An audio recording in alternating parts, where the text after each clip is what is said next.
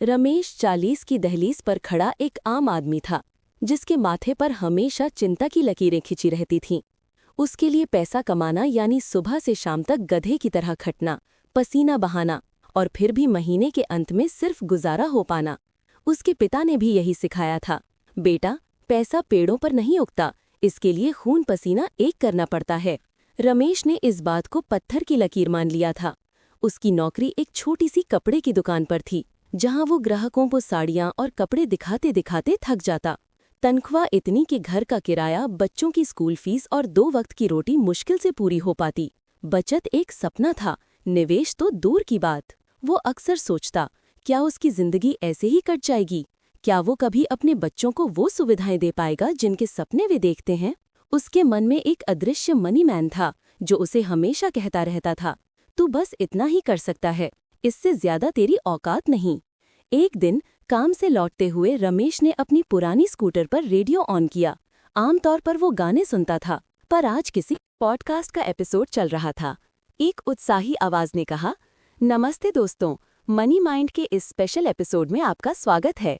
आज हम बात करेंगे कि कैसे हम अपने अंदर के मनी मैन को चैलेंज कर सकते हैं और पैसा कमाने के नए तरीके एक्सप्लोर कर सकते हैं। रमेश ने शुरू में इसे अनदेखा किया, लेकिन अगला वाक्य उसे चौंका गया। सबसे पहले आपको अपना माइंडसेट चेंज करना होगा। पैसा सिर्फ मेहनत से नहीं, स्मार्ट वर्क और सही सोच से भी आता है। अपनी फाइनेंशियल थिंकिंग को पॉजिटिव बनाओ और विश्वास करो कि आप फाइनेंशियल सक्सेस अचीव कर सकते हो। अपने आप को लिमिट मत करो। ये शब्द रमेश के कानों में गूंज गए।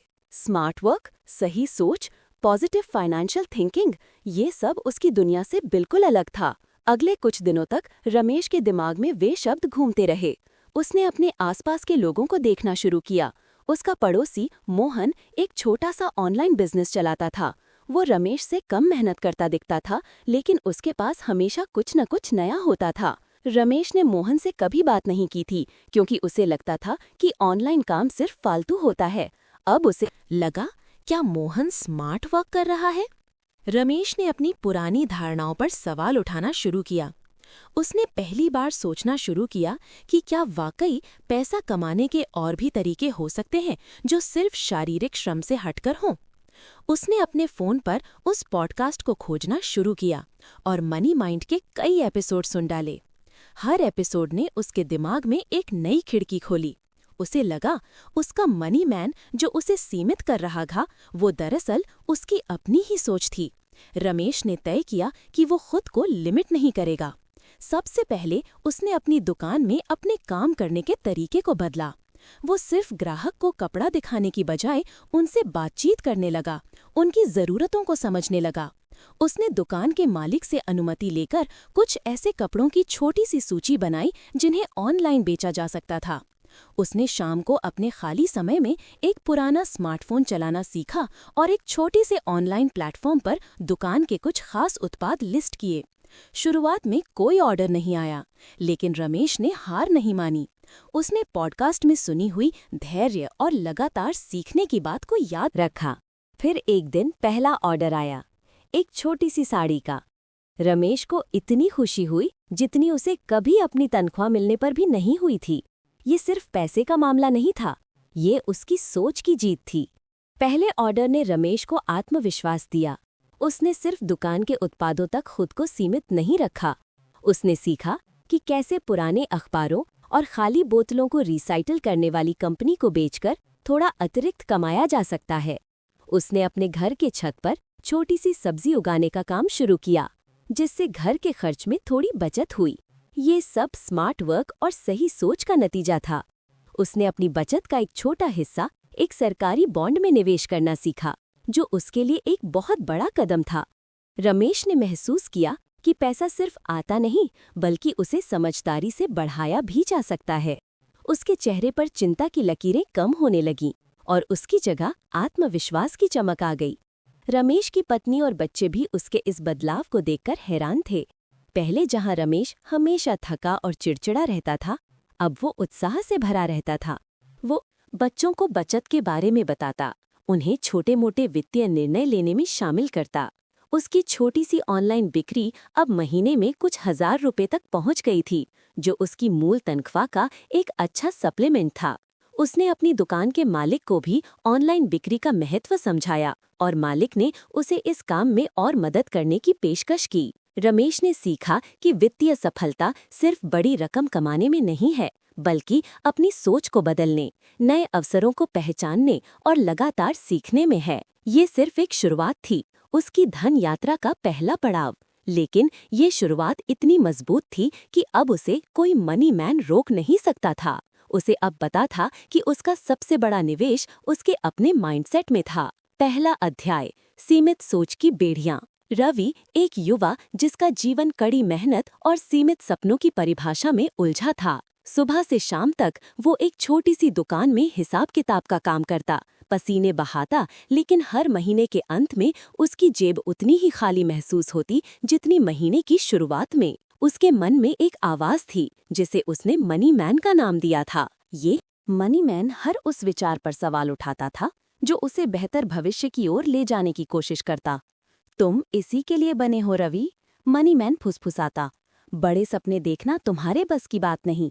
पैसा सिर्फ उन्हीं के पास आता है जो किस्मत वाले होते हैं या जिनके पास पहले से पैसा होता है। रवि का मन उस मनी मैन की बातों से भरा था। वो हर बार खुद को समझाता कि शायद उसकी मेहनत में ही कोई कमी है, लेकिन उसे समझ नहीं आता था कि क्या। वो देखता कि कुछ लोग कम मेहनत करके भी ज्यादा पैसा कमा रहे थे, लेकिन उसका मनी मैन उसे समझाता कि वे बेईमान है या भाग्यशाली। रवि का सबसे बड़ा डर ये था कि वो कभी भी अपनी माँ के लिए एक छोटा सा घर नहीं बना पाएगा। ये डर उसे हर रात सोने नहीं देता था। एक दिन जब वो अपनी पुरानी साइकिल पर घर लौट रहा था, इस किताब की दुकान के सामने उसकी नज़र ठिठक गई। दुकान के बाहर एक बोर्ड पर लिखा था, अपनी सोच बदलो, अपना भाग्य बदलो। दूसरा अध्याय, ज्ञान की किरण। उस बोर्ड ने रवि को भीतर खींच लिया। दुकान के मालिक पंडित जगदीश एक वृद्ध और ज्ञानी व्यक्ति थे जिनकी आंखों में ज्ञान की चमक थी। रवि ने कुछ देर किताबें देखी, फिर उदास मन से बाहर निकलने लगा।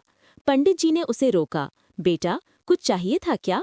रवि ने झिझकते हुए कहा, जी, मैं सोच रहा था कि शायद कोई ऐसी किताब मिल जाए जो मुझे अमीर बनने का रास्ता दिखाए। पंडित जी मुस्कुराए। अमीर बनने का रास्ता किताबों में नहीं, बल्कि तुम्हारे दिमाग में है। ये सोच जो तुम्हें सीमित करती है, यही तुम्हारी सबसे बड़ी बाधा है। पंडित जी ने उसे आपका मनी माइंडसेट पहला कदम नामक एक छोटी सी पुस्तिका दी और कहा, ये पढ़ो, ये तुम्हारे अंदर के मनी मैन को चुनौती देने का पहला कदम है। रवि ने वो पुस्तिका ली और घर आकर पढ़ना शुरू किया। पुस्तिका में लिखा था कि पैसा केवल कड़ी मेहनत से नहीं, बल्कि स्मार्ट वर्क और सही सोच से भी आता है। इसमें ये भी कहा गया था कि अपनी वित्तीय सोच को सकारात्मक बनाना और विश्वास करना कि वित्तीय सफलता प्राप्त की जा सकती है, सबसे महत्वपूर्ण है। ये बातें रवि के लिए नई थीं। उसका मनी माइंड उसे लगातार टोक रहा था, ये सब बकवास है, सिर्फ किताबी बातें। लेकिन इस बार रवि ने अपने मनी मैन की बात को अनसुना करने की कोशिश की। तीसरा अध्याय, मनी मैन को चुनौती। अगले कुछ दिनों तक रवि ने अपनी नौकरी पर ध्यान दिया, लेकिन अब एक नए दृष्टिकोण के साथ। वो केवल काम पूरा करने के बजाय ये सोचने लगा कि वो अपने काम को और बेहतर कैसे कर सकता है, समय कैसे बचा सकता है और प्रक्रियाओं को कैसे कुशल बना सकता है। उसने देखा कि दुकान के मालिक अक्सर कुछ छोटे मोटे हिसाब में उलझे रहते थे। रवि ने एक सरल स्प्रेडशीट तैयार की जिससे वो काम कुछ ही मिनटों में हो जाता था। उसने अपने मालिक को ये तरीका दिखाया। मालिक बहुत प्रभावित हुए और रवि को थोड़ी सी प्रशंसा और कुछ प्रोत्साहन राशि भी मिली। ये रवि के लिए एक छोटी सी जीत थी, लेकिन इसने उसके मनी मैन को पहली बार चुप कराया। पंडित जगदीश से रवि ने और भी कई बातें सीखीं। पंडित जी ने उसे बताया कि हर समस्या एक अवसर हो सकती है। रवि ने इंटरनेट पर मुफ्त ऑनलाइन कोर्स खोजना शुरू किया। उसने डिजिटल मार्केटिंग और बेसिक फाइनेंस के बारे में सीखा। उसने महसूस किया कि उसका मनी मैन उसे हमेशा नहीं कहता था, लेकिन वो खुद को क्यों नहीं कहने के लिए मजबूर कर रहा था। रवि ने छोटे छोटी बचत खाते खोले और हर महीने छोटी छोटी रकम जमा करना शुरू किया, चाहे वो कितनी भी कम क्यों न हो। चौथा अध्याय, छोटे कदम बड़ी छलांग। धीरे धीरे रवि ने अपने जीवन में बदलाव लाना शुरू किया। उसने अपनी पुरानी दुकान के काम के साथ साथ शाम को कुछ घंटों के लिए फ्रीलांस डिजिटल मार्केटिंग का काम करना शुरू किया। शुरुआत में उसे बहुत कम ग्राहक मिले, लेकिन हर छोटे प्रोजेक्ट से उसे अनुभव और आत्मविश्वास मिला। उसने देखा कि कैसे उसके छोटे छोटे ग्राहक, जो खुद भी छोटे व्यवसायी थे, उसकी सेवाओं से लाभ उठा रहे थे। रवि ने निवेश के बारे में पढ़ना शुरू किया, छोटे छोटे म्यूचुअल फंड में निवेश किया। उसका मनी मैन अभी भी बीच बीच में आवाज उठाता, ये सब जोखिम भरा है, तुम बर्बाद हो जाओगे। लेकिन रवि अब उसे चुप कराना सीख गया था। वो खुद से कहता, मैंने सीखा है, मैंने योजना बनाई है, मैं जोखिम समझता हूँ। रवि ने अपने खर्चों पर ध्यान देना शुरू किया, बेवजह के खर्चों में कटौती की और अपनी बचत को बढ़ाया। उसने अपनी माँ को एक छोटी सी धनराशि देना शुरू किया, जिससे उसकी माँ के चेहरे पर खुशी आई। ये देखकर रवि को लगा कि वो सही रास्ते पर है। उसने अपनी कमाई का एक हिस्सा खुद के सीखने और विकसित होने पर खर्च करना शुरू किया। नई किताबें खरीदना, ऑनलाइन सेमिनार में भाग लेना। उसे समझ आया कि असली निवेश खुद पर होता है। 5वां अध्याय, बाधाएं और विजय। रवि की यात्रा आसान नहीं थी। उसे कई बार असफलता का सामना करना पड़ा। एक बार उसका एक बड़ा फ्रीलांस प्रोजेक्ट हाथ से निकल गया, जिससे उसे काफी आर्थिक नुकसान हुआ। उसके मनी मैन ने फिर से सिर उठाया। देखा, मैंने कहा था, ये सब तुम्हारे बस की बात नहीं। रवि निराश हुआ, लेकिन इस बार उसने हार नहीं मानी। उसने पंडित जगदीश से बात की, जिन्होंने उसे समझाया कि हर सफल व्यक्ति ने असफलताओं का सामना किया है। गिरना कोई हार नहीं बेटा, हार तब होती है जब तुम गिरने के बाद उठने की कोशिश नहीं करते। रवि ने अपनी गलतियों से सीखा, अपनी रणनीतियों में सुधार किया और फिर से कोशिश की। उसने अपने कौशल को और निखारा और नेटवर्क बनाना शुरू किया। उसने अन्य फ्रीलांसरों और छोटे व्यवसायियों से जुड़ना शुरू किया, जिससे उसे नए अवसर मिले। उसकी ईमानदारी और कड़ी मेहनत, जो अब स्मार्ट वर्क के साथ जुड़ गई थी, रंग लाई। उसके ग्राहकों की संख्या बढ़ी और उसकी आय भी बढ़ने लगी। उसने अपनी माँ के लिए एक छोटा सा घर खरीदने के लिए डाउन पेमेंट जमा कर लिया था। ये उसके जीवन की सबसे बड़ी खुशी थी। 6वां अध्याय, स्वतंत्रता का मार्ग। समय बीतता गया। रवि अब केवल एक दुकानदार का हिसाब किताब करने वाला लड़का नहीं था। उसने अपनी खुद की एक छोटी डिजिटल मार्केटिंग एजेंसी शुरू कर दी थी। वो न केवल पैसा कमा रहा था, बल्कि दूसरों को भी रोजगार दे रहा था और छोटे व्यवसायों को बढ़ने में मदद कर रहा था। उसने अपने मनी मैन को पूरी तरह से शांत कर दिया था। अब उसके मन में एक नई आवाज थी, जो उसे हर सुबह उत्साहित करती थी, संभावनाओं का मार्गदर्शक। रवि ने पंडित जगदीश को धन्यवाद देने के लिए बुलाया। पंडित जी ने रवि को देखकर मुस्कुराते हुए कहा, मैंने तुम्हें रास्ता नहीं दिखाया बेटा, मैंने बस तुम्हें खुद पर विश्वास करना सिखाया। तुम्हारा मनी मैन अब तुम्हारा दोस्त बन गया है, जो तुम्हें आगे बढ़ने के लिए प्रेरित करता है। रवि ने सीखा कि धन केवल बैंक खाते में संख्याओं का खेल नहीं है, बल्कि ये स्वतंत्रता, विकल्प और दूसरों के जीवन में सकारात्मक बदलाव लाने की क्षमता है। उसने महसूस किया कि सबसे बड़ा धन एक सकारात्मक और सशक्त मानसिकता है, जो किसी भी सीमा को स्वीकार नहीं करती।